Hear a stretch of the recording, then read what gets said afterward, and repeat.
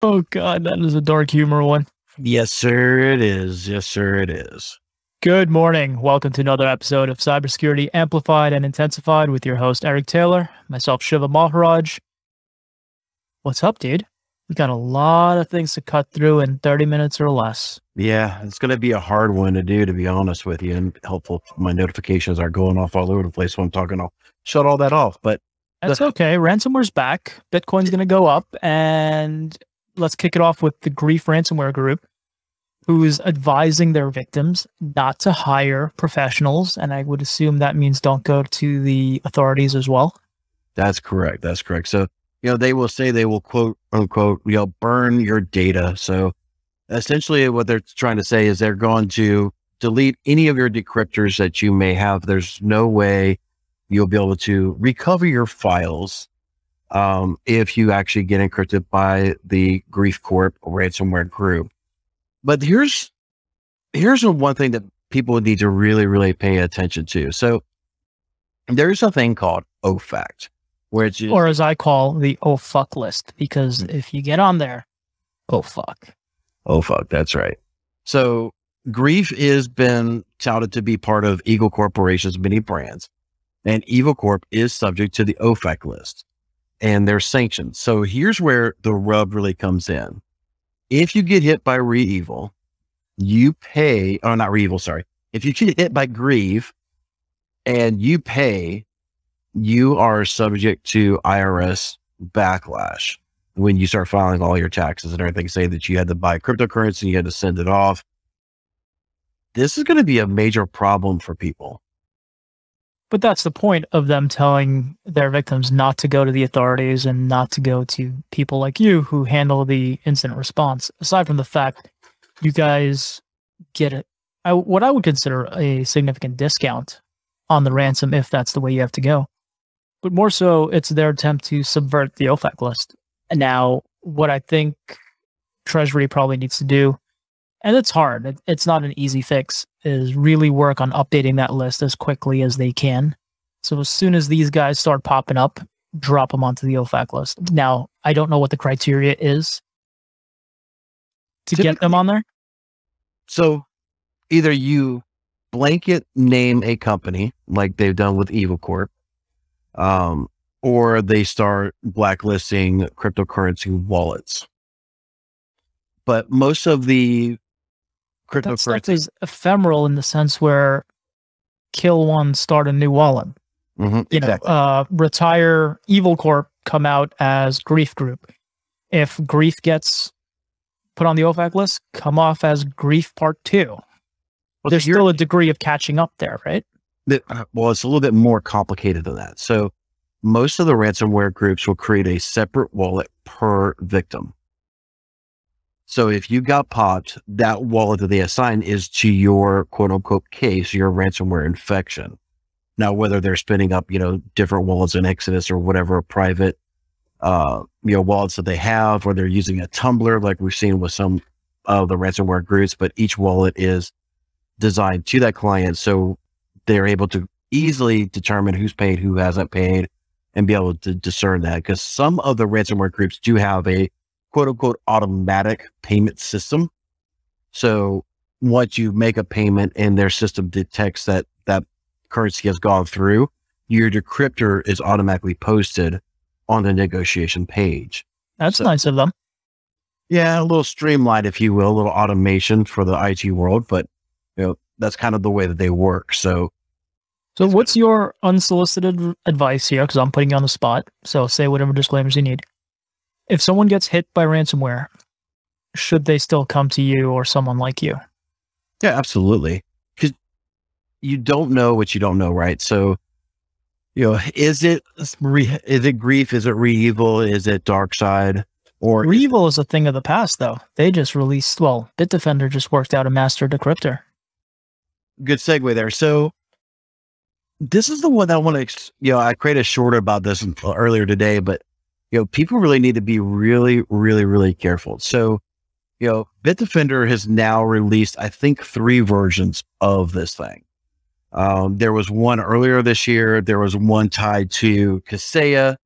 And now we have this one. But these are all from before when they supposedly took their servers down. And to note, ReEvil is back up and running as of today. They are getting new victims. They're popping, servers. They're deploying their ransomware. So we have seen in the past, you run a decryptor on a set of encrypted files and it doesn't work naturally, but it will totally fuck your encryption and there's no recovering at all. I was flipping through the documentation of that Bitdefender decryptor. Apparently there is an option to back up the files before you attempt decryption. Mm-hmm. Does that work? And is that a lesson learned by the ESETs, the Bitdefenders, and all the guys who make these decryptors of what would happen if you use a bad decryptor? Well, so I'll just give a little nugget out. Never test this thing out on a live production system. Why not?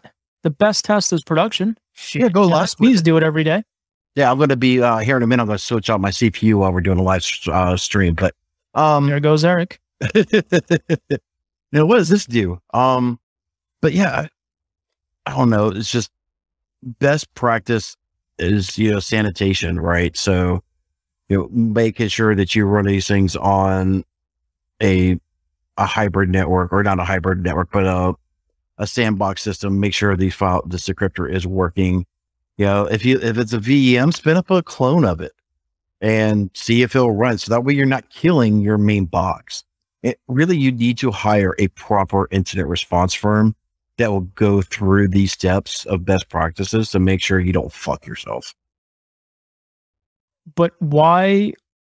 So I'm going to throw something out that I'm sure you've come across in your years doing IR.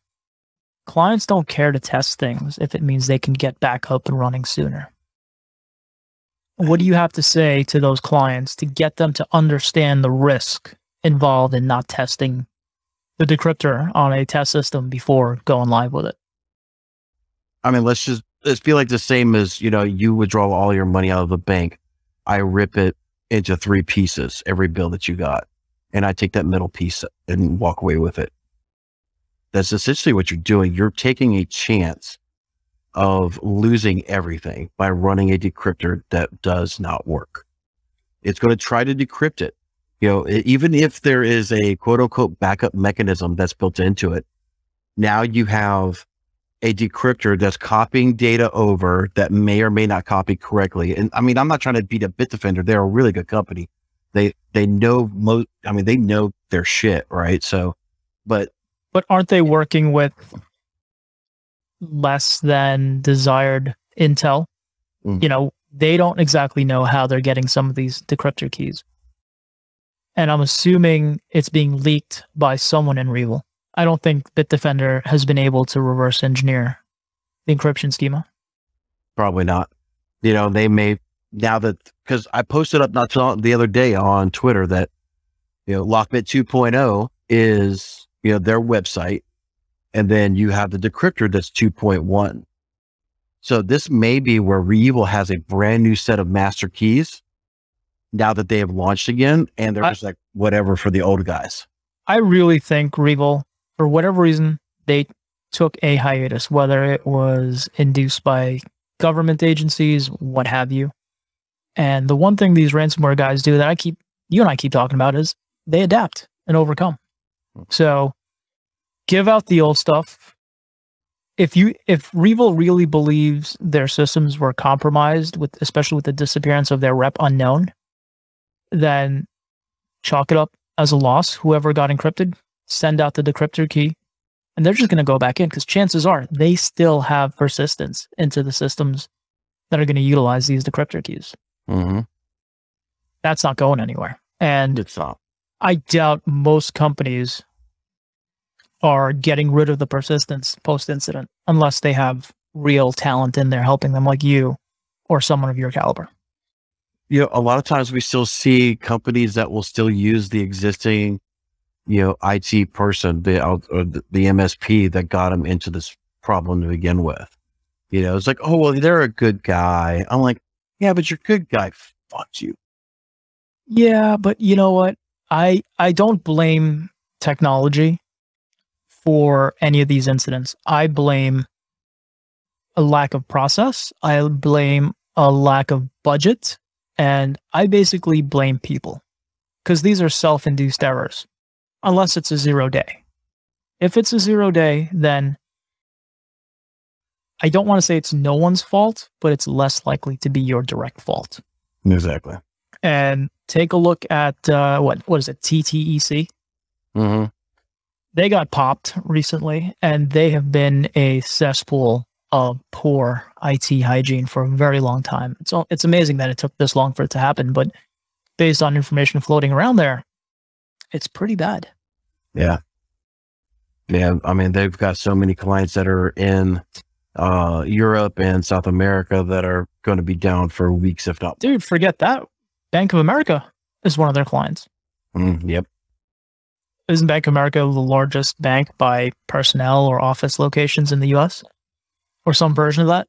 Yeah. I mean, if they're not the largest, they are definitely one of the largest, right? So I think they're top 2 in terms of size, but but it is what it is. But my point is, most of these breaches happen because no one's patching quickly enough, and they're overlooking the basics that need to be done to secure things and people. I think the biggest thing that people are not doing is looking at their logs. I can't tell you how many times. Get Rocket Cyber. We're going to go down that dumpster fire today. This is not going to end in 30 minutes. This is not me recommending this is not me recommending Rocket Cyber. I do not recommend Rocket Cyber. I do not use Rocket Cyber, other than if I'm trying to make a sarcastic point. This is true. But yeah, I mean, people need to really start looking at their logs and stuff like that. I mean, most of ransomware attacks, except for the new Microsoft Word garbage that's going on with embedded HTML inside of there, these are through RDP attacks. They're through, all these other attacks that could easily be detected when you're getting brute forced. So speaking of the Microsoft Office attack vector, how are you mitigating that? Or how are you protecting or warning against something like that, especially with the patches that were released for it on Tuesday? And they still don't work? Yeah.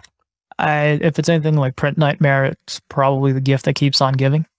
Mm-hmm. Yeah, there was a new CVE that was reserved earlier this week, and looks like, there is more and more of Print Nightmare madness that's going on. So you really got to, we talked about this before, but you got to talk to your security vendors that you're using, like CrowdStrike or whoever it is, and make sure that you're building out IOCs for these detectors. That's technical. You and I know to do that. Hopefully, end customers and clients who listen to this podcast will understand you need to have a strong technical bench behind you, but how do you convey that to the business owner to understand what's at stake here? It's a hard one because a lot of people will be like, well, we have a firewall. Everything is stopped with a firewall. Not if you stop patching it in 2018.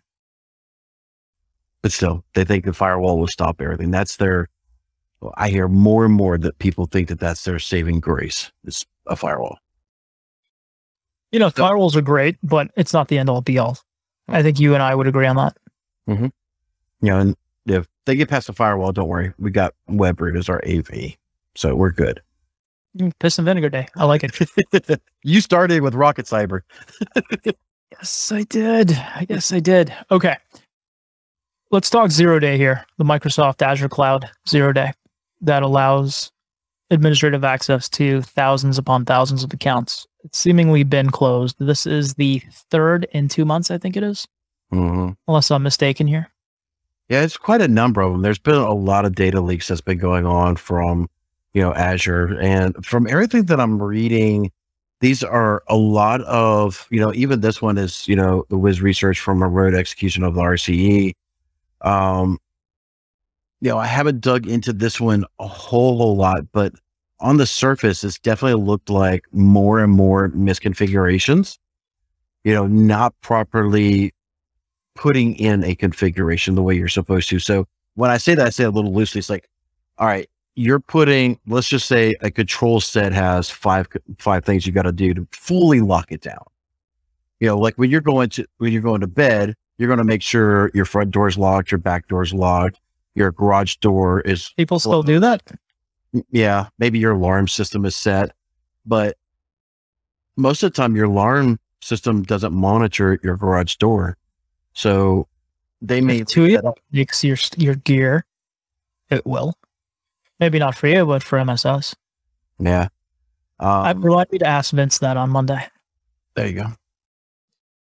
For those who don't know, we're going to be talking to Dark Cube again on our next episode. So make sure you subscribe. It's a good plug for that. But yeah, I mean, they don't go through all the controls and make sure that 100% it's locked down. So I have a question for you. Mm-hmm. With all of the RCEs that have been released within the last 6 months or year to date, how many of these are being ceded to us by government agencies for fear of bad actors using what they've probably been using for years? I don't know. I mean, you made the comment a minute ago. We still see people who have Fortinet firewalls or FortiGate firewalls from 3 years ago being actively exploited. It does. I mean, while it's a good concept, it's like, okay, the NSA, CIA, whatever, are leaking these things out to help secure. And let's not limit it to our intelligence agencies. You got them around the world, right? Mm-hmm. It's not just us, but I think there comes a time where the threats are so quickly realized that these agencies have no choice but to inform the vendors, hey, this is how people can get in. And how they inform them, I have no idea. But you got to plug them up, because if it can be used by you, it can be used by anyone else. Look at, remember Juniper Networks? Yep. They put in the back door for, I think it was the NSA. Mm-hmm. And foreign intelligence breached it, reconstructed the keys, and for 3 years, federal agencies were laid bare. Yep. So, I mean, what are we going to do here? I mean, you just got to be diligent. It's really all there is to it. You know, and if you can't, talk to one of us or somebody you can actually trust. Okay, I'm happy you brought that up. How do business owners or people who own the risk of IT in a company vet their IT providers to make sure they have the talent to do what's needed, or the process, procedure, whatever you want to call it, other than calling you or I? Ask questions. And then when you're asking questions, ask them to prove it. You know, you and I, a little bit of, what's been going on behind the scenes, but, when the Microsoft Word exploit was coming out, I was spinning up variants of this, running it against Bitdefender, running it against Sophos and Blackpoint Cyber and CrowdStrike, and doing different variations of all these things and recording this. I'm still debating if I'm going to put that up on YouTube or not, but do it. But, this is the things that you got to do. You ask them to prove what they are doing. If nothing else, have them spin up a VM, drop a payload in there with your protections in place that you're providing, or that your technology provider is giving you, and have them show you that it's actively protecting and is sending off alerts. If nothing else, they should be able to easily do that stuff, and most can't. One of the things I noticed from you specifically when you've been doing this, if you are mixing vendors, there will be a blame game and a finger pointing exercise where every vendor who missed it will say, well, another vendor picked it up, so we were unable to see it. I'm not going to name names here. Yeah, I thought we weren't going to go. Okay. All right. I figured that's where the line was. I'm not going to name names, but when you're telling me you got the goods, but another agent on the computer stopped it so you can't even see it, that doesn't make sense to me. Mm-hmm. And that makes it less actionable. Yeah, there's a whole thing. I really, really, really wish that we could go down that whole treasure trove of information. But yeah, in a nutshell, there is an EDR platform that's out there that if your tenant is not configured for I guess you configure a tenant for a specific AV package that you're deploying. And if your tenant is configured for a different one, like we were using it for testing, and it catches it, that EDR solution that that vendor's providing as a bolt-on will not detect it. And they're just like, oh, we're a little dark over here. And I'm like, really? I don't think that's true. I just think they missed it. I don't think they were looking for it. Yeah. Because an EDR is an EDR, right? You're going to pick up on what is there. Mm-hmm. We have a colleague who came over to our preferred EDR solution of CrowdStrike this week. And this person came over because there was an incident, well, a benign incident, or there was a alert that popped up and Bitdefender never saw it. And the reason Bitdefender never saw it is because it is not a canned alert. So their EDR was worthless to go back in to investigate. And we told this colleague of ours, you know, with CrowdStrike, you're searching raw data. Mm-hmm. So you don't need to trigger an alert for it to be there and be searchable. That's correct. Yeah, a lot of EDRs are that way. So unless there's a triggerable, that's a hard word, an alert that was triggered, let's try it that way. There's nothing to parse data off of. And we see that with a lot of EDRs. Here's where I'm going to turn into an asshole. What's the point of an EDR if it's not a defined alert and you can't go back in to search for it? That's not an EDR. Well, I think that's part of the D of EDR, of detection.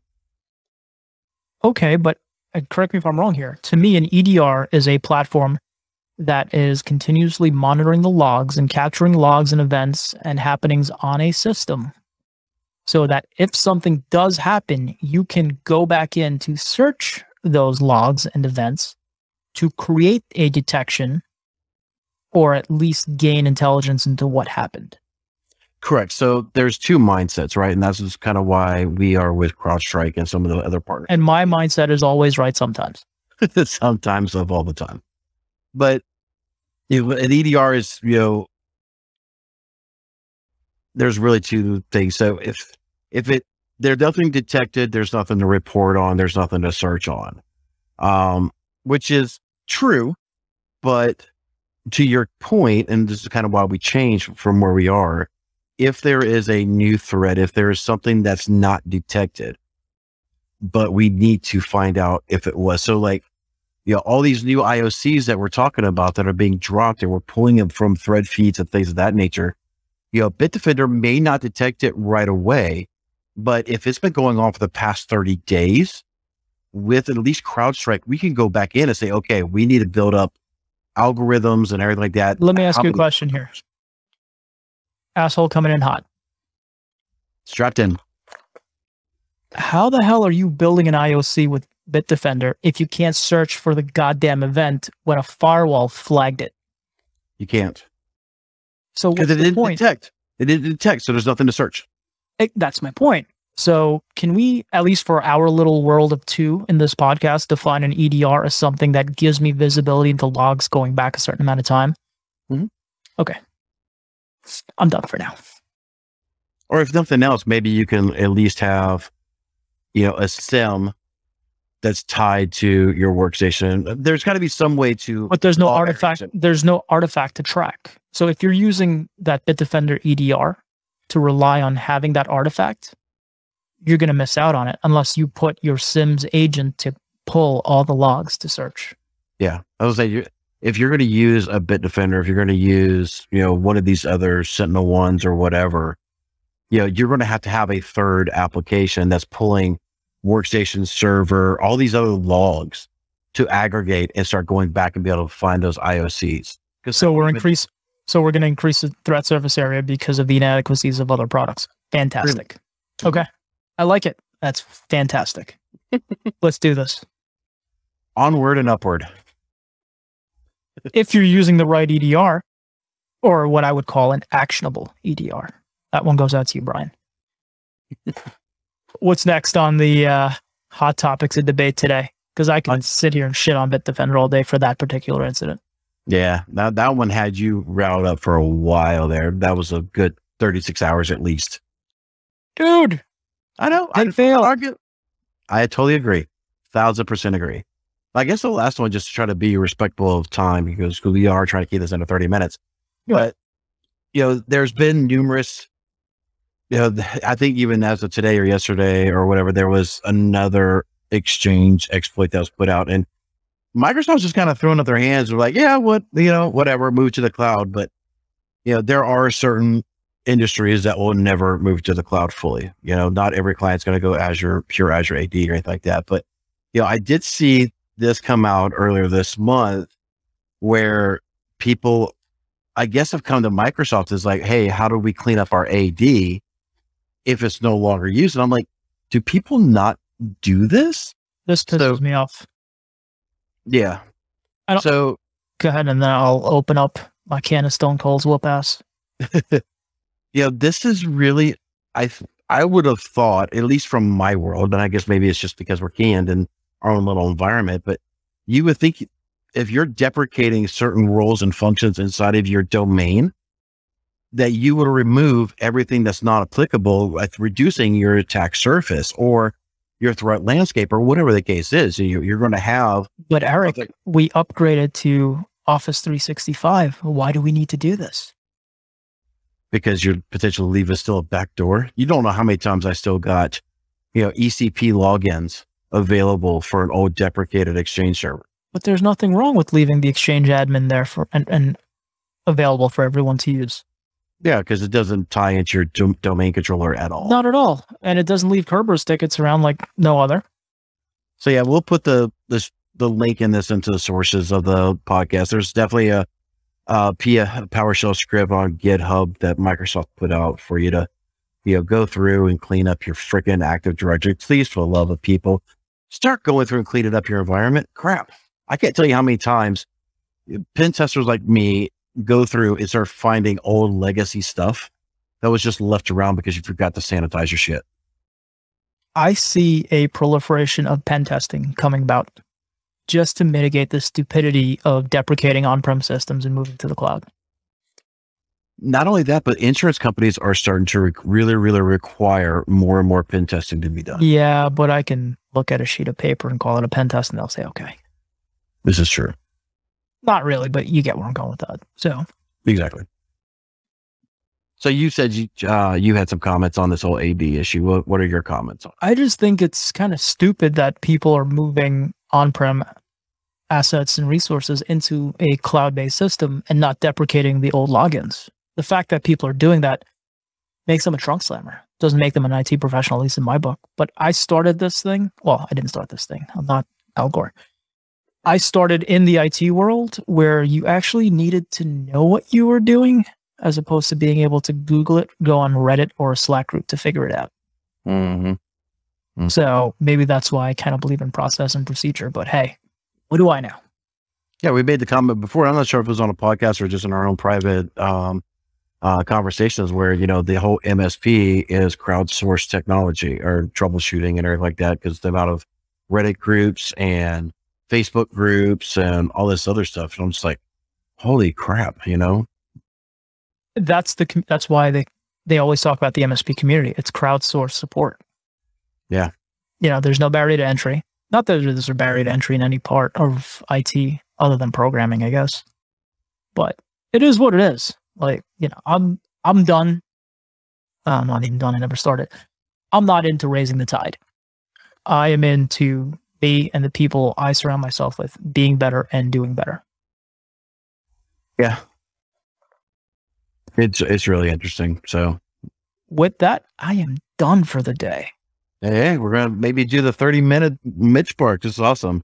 All right, ladies and gentlemen, thanks so much for tuning in for yet another episode of Amplified and Intensified, the weekly podcast that we talk about some of the security threats. If you found this valuable and want to share, please do that.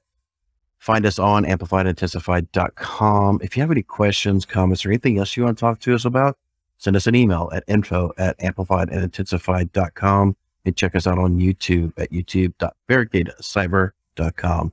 And until next time, take care.